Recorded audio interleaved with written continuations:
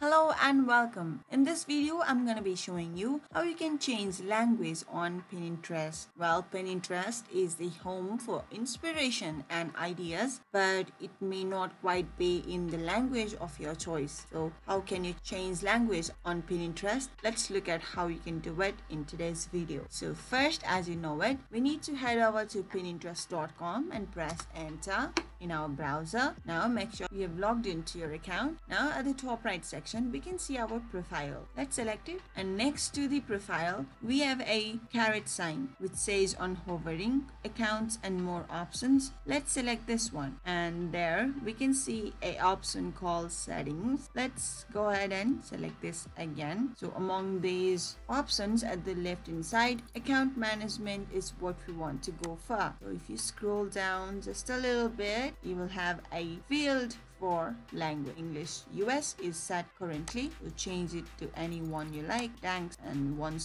save is clicked like so, our Pinterest will go and display in another language that you select. Alright, now you know how to change language on Pinterest. If you found this video helpful, do give this video a big thumbs up, and if you still have any questions or comments regarding changing language on Pinterest, do leave them in the comment section. We'll get back to you right away. Until next time, bye bye.